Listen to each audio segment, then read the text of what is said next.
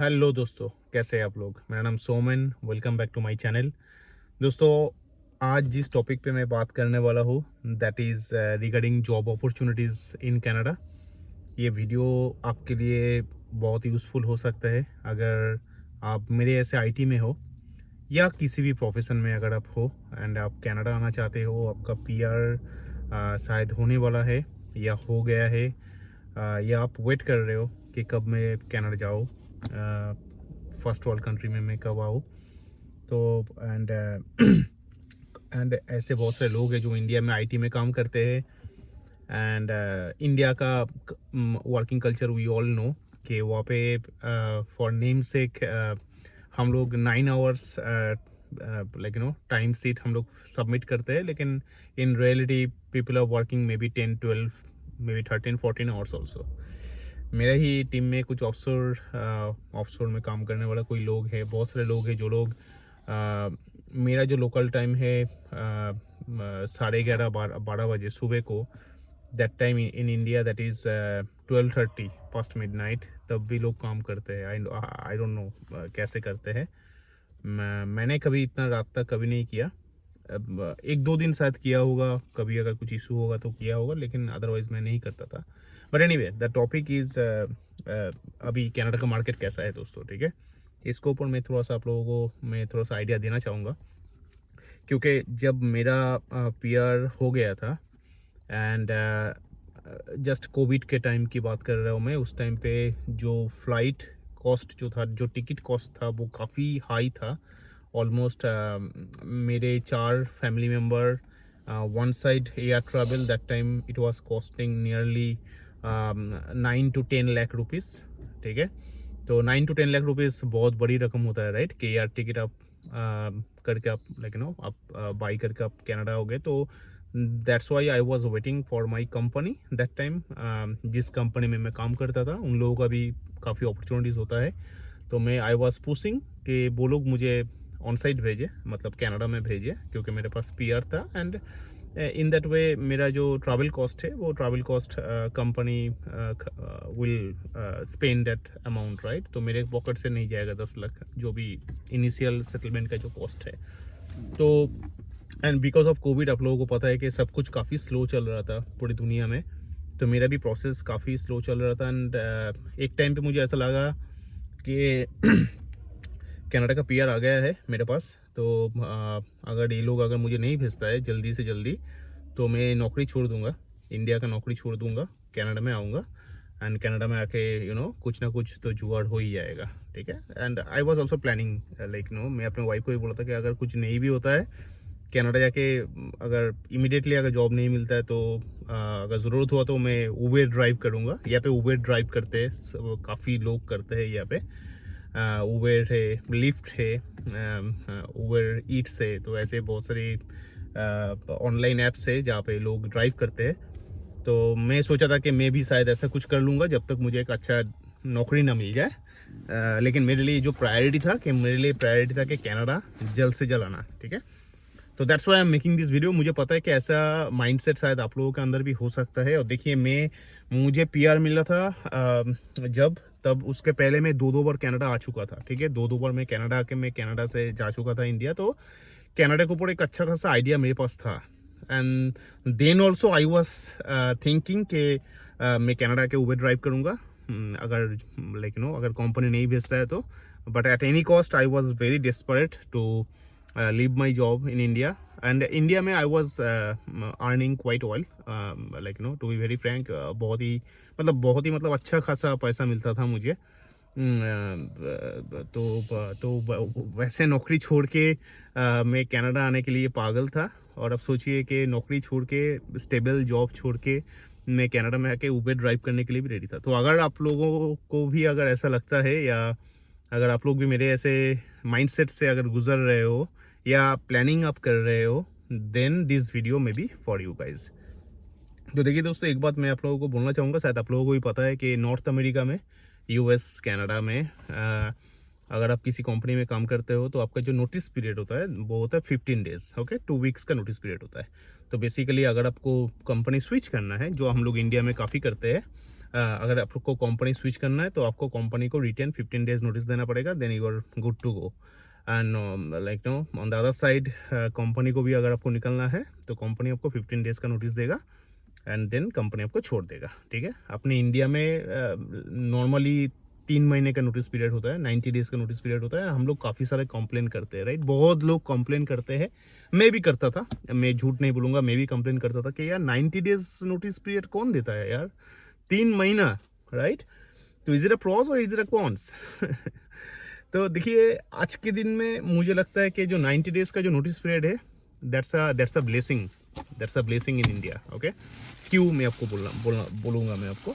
देखिए अगर आप नौकरी छोड़ रहे हो, राइट, अगर आप नौकरी छोड़ रहे हो, अगर आप नए कंपनी ज्वाइन कर रहे हो, तो आप अपने जो कंपनी है उसको आप 90 डेज टाइम दे रहे हो, राइट, सो दैट वो उसको भी रिसोर्स मिले, आपका जो केटी है, जो भी नॉलेज ट्रांसफ़र आप देना चाहते हो वो हो जाए, एंड उसके बाद स्मूथली आप एग्जिट करो, ठीक है। लेकिन इसमें क्या होता है कि आपको जब नया कोई ऑफर मिलता है, हाई पेइंग जॉब मिलता है, तो आप पेशेंस नहीं रख पाते हो, राइट, कि नए कंपनी में जाऊंगा तो नेक्स्ट मंथ से मुझे और तगड़ा सैलरी मिलेगा, राइट। लेकिन आप एक बात सोचिए, जैसे नॉर्थ अमेरिका का आज के दिन में जो हाल है, 15 दिन में अगर आपको कंपनी छोड़ देता है यहाँ पे, ठीक है, यहाँ पे अभी आजकल बहुत ले ऑफ्स हो रहा है, बहुत लोगों को फायर किया जा रहा है, लोगों की नौकरी जा रहा है बेसिकली। जब से ट्रम्प जब से अमेरिका का प्रेसिडेंट बना है, एंड यूएस के साथ कनाडा का रिलेशन काफ़ी डाउनग्रेड हुआ है, and because of tariffs and so many other factors. यहाँ पे देखिए कनाडा का मार्केट काफ़ी छोटा है दोस्तों, ठीक है। कनाडा दुनिया का सेकंड लार्जेस्ट कंट्री है, दैट इज़ ट्रू, लेकिन मार्केट काफ़ी छोटा है, राइट। अपने इंडिया में एक प्रोविंस, एक स्टेट का जो मार्केट है, कनाडा का मार्केट उससे भी छोटा है, ठीक है, बहुत ही छोटा मार्केट है, बहुत ही लिमिटेड कंपनीज़ है, ठीक है। और अभी क्या है कि लास्ट 3-4 साल में यहाँ पे इतना ज़्यादा इमिग्रेशन हुआ है, इतना ज़्यादा लोग बाहर से आए हैं, यहाँ पे मैन पावर ज़्यादा है, लेकिन नौकरी जो अपॉर्चुनिटीज़ है, जॉब अपॉर्चुनिटीज़ काफ़ी कम है, वो रेशियो अभी बिगड़ गया है।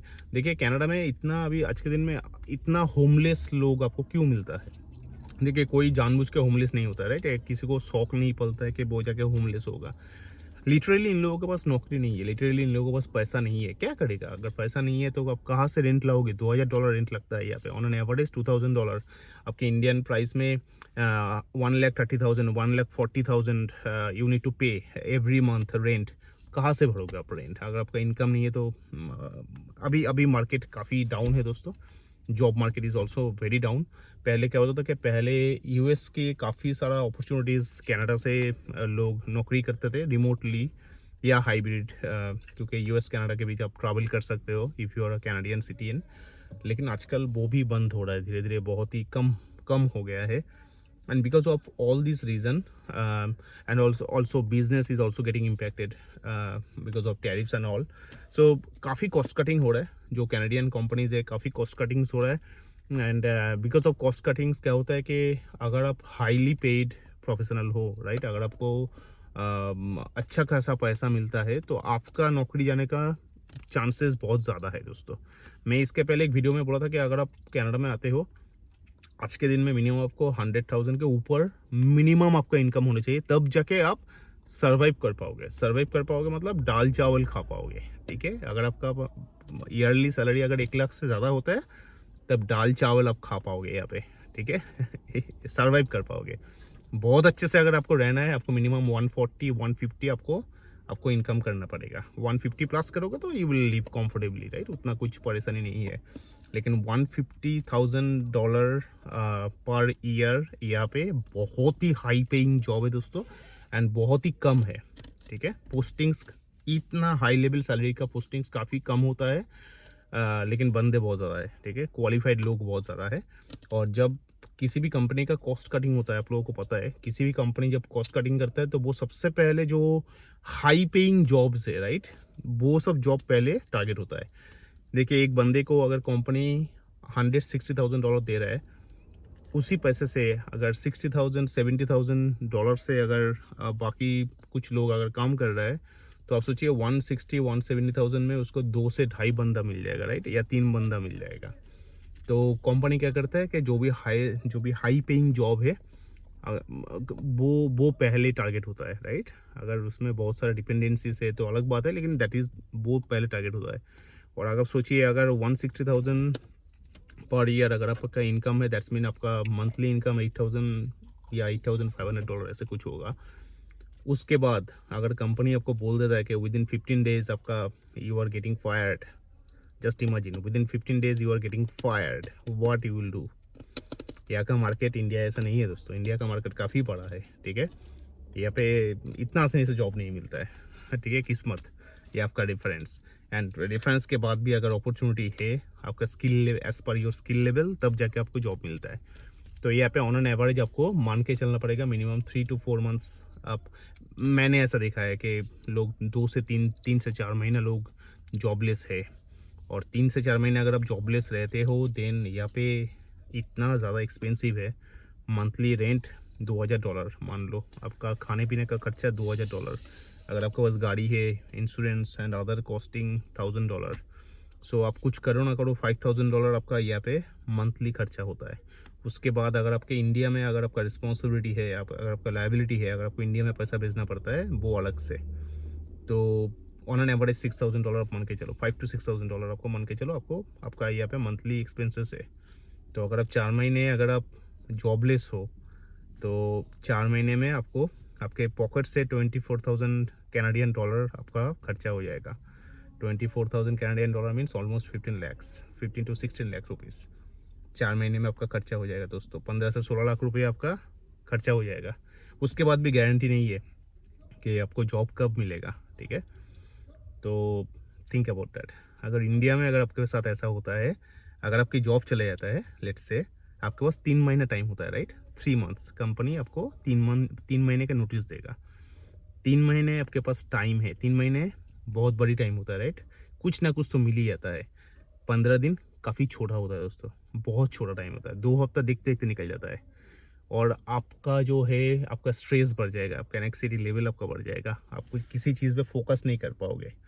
इंडिया में अगर आप हो, 3 महीने का टाइम है, आप फिर भी फोकस कर पाओगे। पहले 2 दिन आपको ख़राब लगेगा, 1 हफ्ता आपको ख़राब लगेगा, उसके बाद आप फिर से आप फाइट करके आप वापिस आ जाओगे। लेकिन यहाँ पे 15 दिन के बाद खेल ख़त्म, ठीक है। उसके बाद आपको सोचना पड़ेगा ये आपको उबेर ड्राइव करना है, या आपको टीम ऑटन में काम करना है, या आपको क्या करना है। क्योंकि वो करने के बाद भी आप सर्वाइव करना बहुत मुश्किल है। वो आप टीम ऑटन में फुल टाइम भी काम करोगे, कितना मिलेगा आपको? $2,000 मिलेगा, $2,000। What you will do with $2,000 अगर आप यहाँ पे अपने फैमिली के साथ हो? So that's why I am making this video. जो लोग आज के दिन में इंडिया में वेल सेटल्ड है, ठीक है, well settled means well settled, okay. मैं स्टूडेंट की बात नहीं कर रहा। मुझे पता है कि स्टूडेंट लोग फॉरेन कंट्री आने के लिए बहुत क्रेजी होता है। Don't take me wrong, I know many people जो एक एज ग्रुप में है 20 से 30 साल के अंदर, they are literally crazy, right. जैसे भी हो मुझे कनाडा जाना है, जैसे भी हो मुझे कनाडा जाना है। आ जाओ, 2-3-4 साल रहो, उसके बाद you will feel the test. क्योंकि अभी मार्केट खराब है दोस्तों, अभी situation is not that good, and on the other hand India is growing, right. India is growing in a better way, right. हम लोग 3rd लार्जेस्ट इकोनॉमी बनने वाले हैं। कॉन्ग्रेचुलेसन टू ऑल इंडियंस, जब भी बनेंगे, that is different thing. But India की success story हम लोग देखते हैं तो अच्छा लगता है, अपना कंट्री भी बढ़ रहा है। लेकिन इतनी बड़ी कंट्री है और इतनी बड़ी पॉपुलेशन है, इतनी बड़ी बहुत पॉल्यूशन है, तो ये ओवरनाइट सही नहीं होगा, राइट। लेकिन the good thing is India on a correct path.